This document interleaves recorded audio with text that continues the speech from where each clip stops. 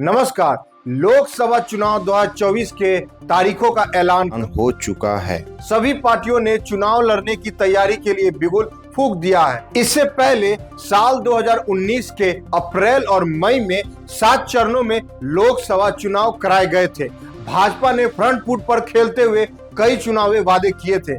क्या मोदी सरकार ने 5 साल पहले किए गए अपने वादे को पूरा किया है? आइए जानते हैं उन महत्वपूर्ण वादों और कार्यकाल के बारे में। मोदी सरकार ने अपने घोषणा पत्र में लिखा था कि वह अनुच्छेद 370 और 35A को हटाने के लिए प्रतिबद्ध है। इस वादे को ऐतिहासिक रूप से पूरा करते हुए भाजपा ने 5 अगस्त 2019 को अपने वादे को पूरा किया था। जम्मू कश्मीर से अनुच्छेद 370 को खत्म करते हुए लद्दाख को अलग केंद्र शासित प्रदेश बना दिया था। जब भी भारत की राजनीति में भाजपा का नाम आया है, भगवान श्री राम का नाम भी साथ आया है। 22 जनवरी को राम मंदिर में भगवान का प्राण प्रतिष्ठा होना, भाजपा ने उस वादे को पूरा किया। लंबे अरसे से राजनीति होते आ रही थी। भाजपा द्वारा अपने इस वादे को पूरा करना भाजपा के लिए लोकसभा चुनाव 2024 में काफी निर्णायक साबित हो सकता है। मंदिर निर्माण से हिंदुस्तान की जनता भावनात्मक रूप से भाजपा के साथ जुड़ चुकी है। राम मंदिर प्राण प्रतिष्ठा का आयोजन सिर्फ अयोध्या में नहीं बल्कि भाजपा द्वारा पूरे भारत में किया गया था, जिसमें देखा गया था सभी क्षेत्र विशेष के लगभग सारे लोग अपने घरों में दीप जलाए थे और भगवान राम की आराधना किया गया था।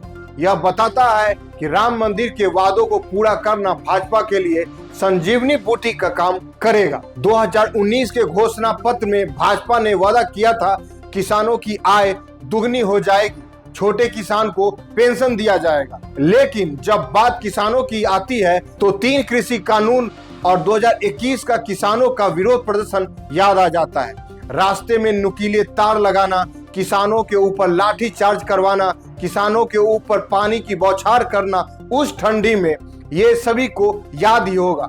अभी भी किसानों का प्रदर्शन चल ही रहा है। एक तरफ मोदी सरकार दावा करती है कि वह किसानों को 6000 सालाना देकर उनका मनोबल बढ़ाती है, नई नई योजनाएं लाकर उनका कल्याण करने का प्रयास करती है, लेकिन किसान अपनी MSP जैसे मांगों के लिए लगातार प्रदर्शन करते रहे हैं। क्या मोदी सरकार किसानों के लिए सही में काम किया है? आप कमेंट सेक्शन में अपनी राय दे सकते हैं। भाजपा ने अपने घोषणा पत्र में एक देश एक चुनाव का भी संकल्प लिया था। हालांकि इस मुद्दे पर बीजेपी ने अपना काम जारी रखा है और हाल ही में पूर्व राष्ट्रपति रामनाथ कोविंद के अध्यक्षता में बनी समिति ने एक देश एक चुनाव के संकल्प के लिए राष्ट्रपति माननीय द्रौपदी मुर्मू को रिपोर्ट सौंप दी गई है। अगर भाजपा की सरकार बनी तो यह वादा भी पूरा हो जाएगा। क्या लगता है आपको?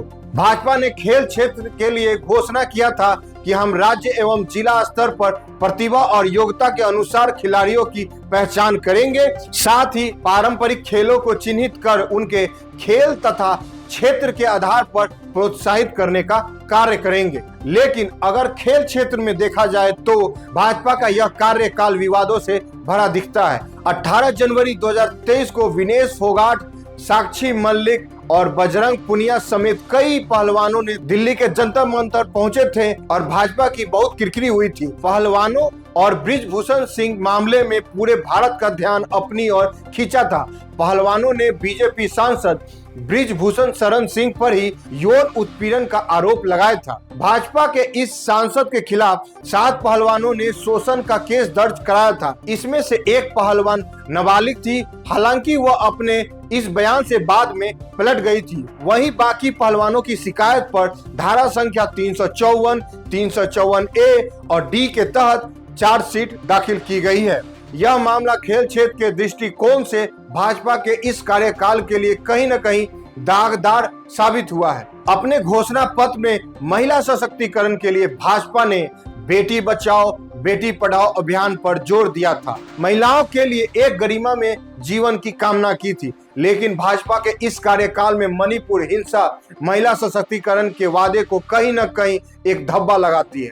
कुकी समुदाय की 2 महिलाओं को निर्वस्त्र कर घुमाए जाने के मामले पर पूरे देश के नागरिकों को हिला कर रख दिया था। भाजपा ने अपने घोषणा पत्र में समान नागरिक संहिता का भी जिक्र किया था, यानी यूनिफॉर्म सिविल कोड। उन्होंने अपने घोषणा पत्र में लिखा था, भारत के संविधान 44 में समान नागरिक संहिता राज्य नीति के निर्देश सिद्धांतों के रूप में दर्ज की गई है।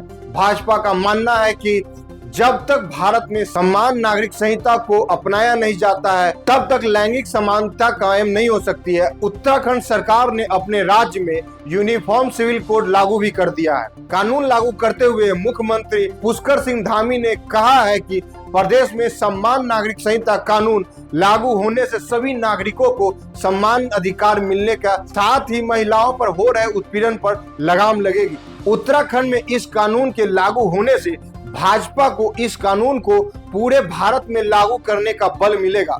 अगर यह कानून पूरे भारत में लागू होता है तो सभी लोग विवाद, तलाक, संपत्ति, उत्तराधिकारी जैसे मामलों के लिए एक कानून के अंदर आ जाएगा, चाहे वो किसी भी धर्म, लिंग या किसी भी जाति से क्यों ना हो। दोस्तों, आपको क्या लगता है, भाजपा ने अपने पिछले किए गए वादे को पूरा किया है? आप कमेंट सेक्शन में हमें लिखकर जरूर बताएं।